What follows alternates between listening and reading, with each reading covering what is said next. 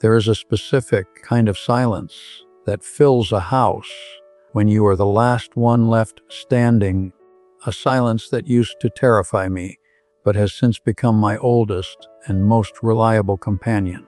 My name is Arthur.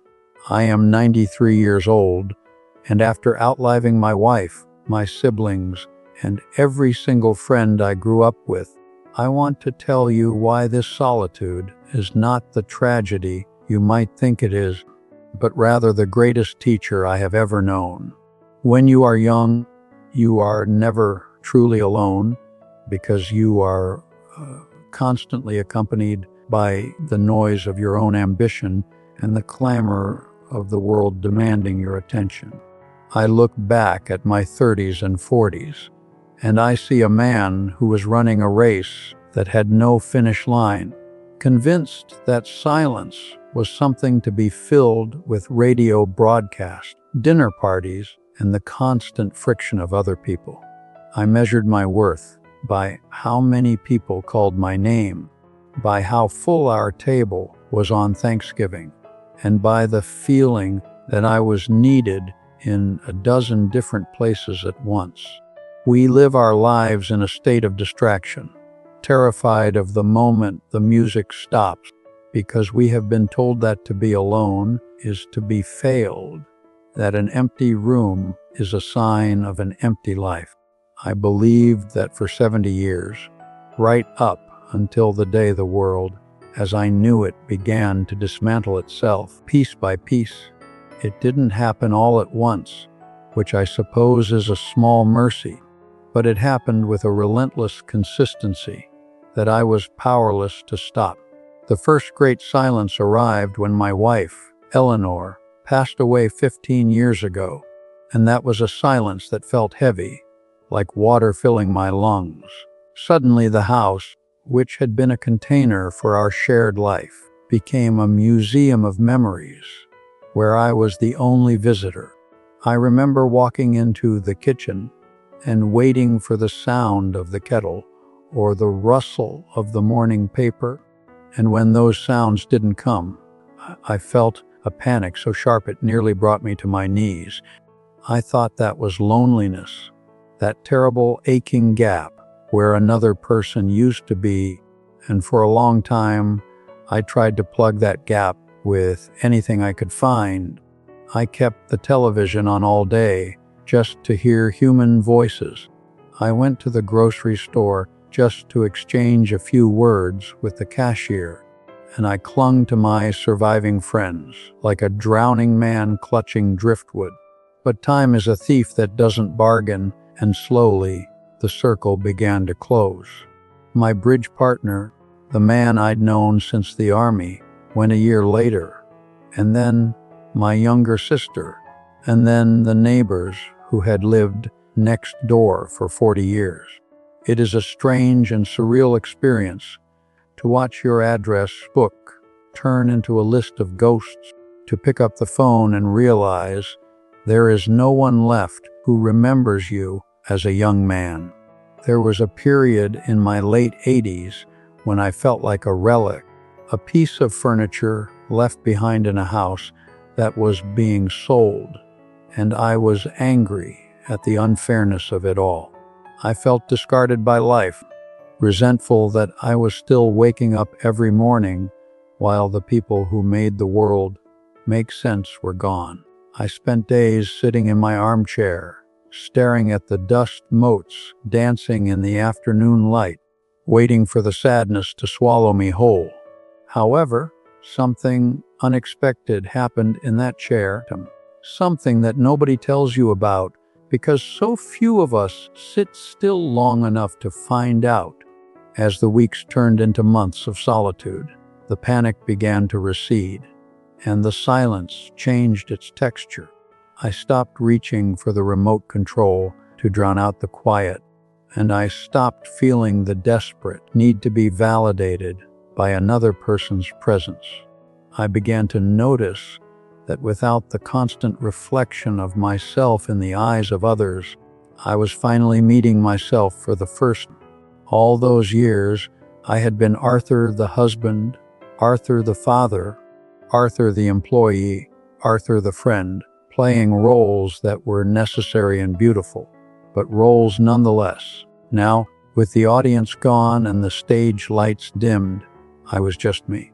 I realized that for 9 decades, I had been afraid of being alone because I was afraid I wouldn't be enough company for myself.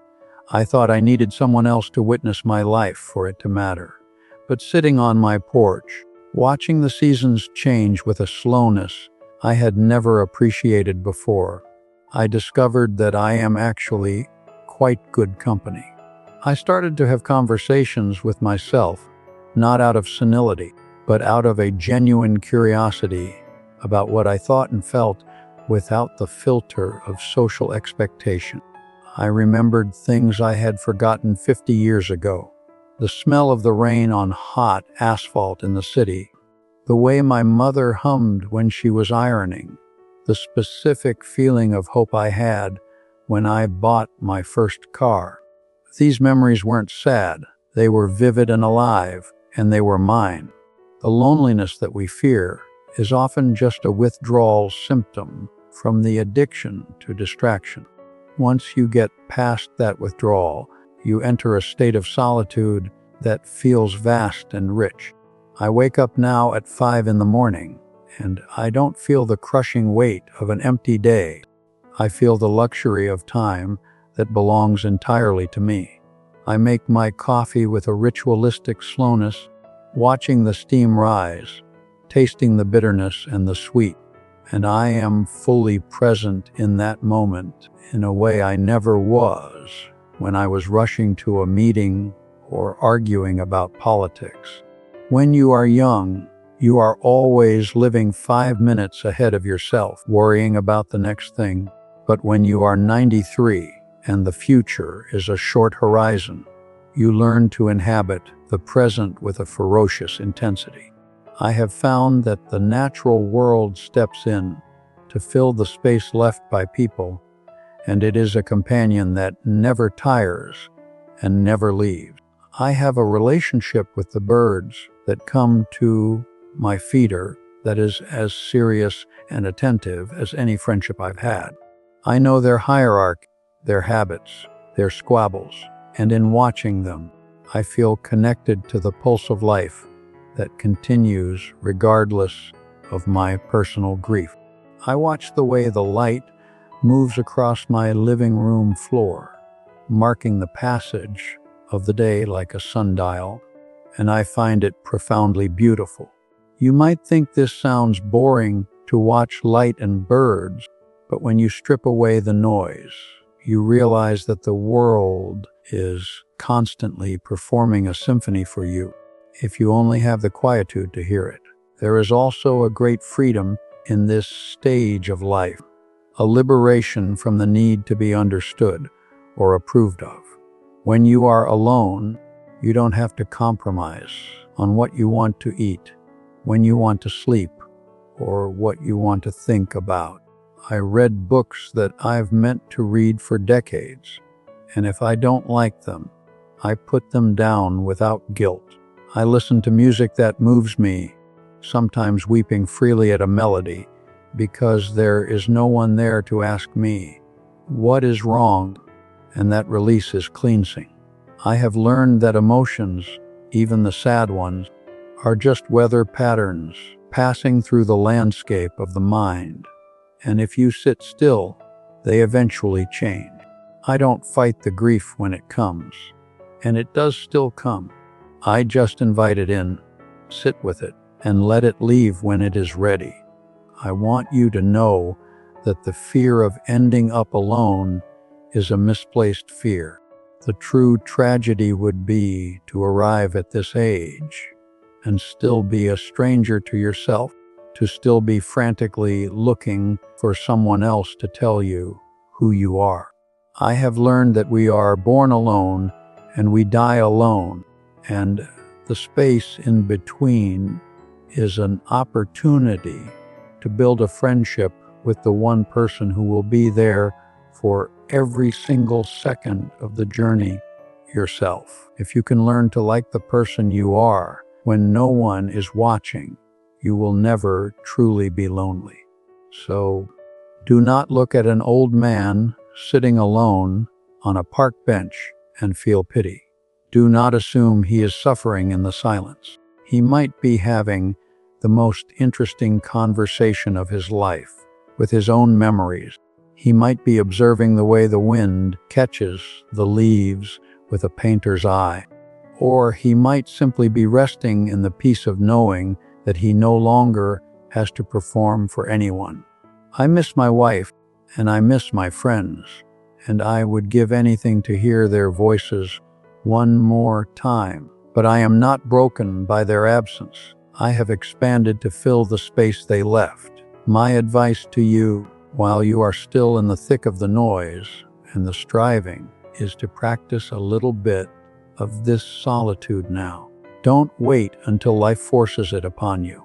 Take an hour, a day, a weekend, and go somewhere where you cannot be reached. Turn off the phone, shut out the voices, and sit with yourself until the initial discomfort fades. Ask yourself who you are when you aren't being a partner, a worker, or a friend. It might be scary at first, but if you push through that fear, you will find a sanctuary that you can carry with you for the rest of your life. I am 93, and I am alone in this house, but my heart is full, my mind is clear, and the silence is no longer my enemy. It is my home.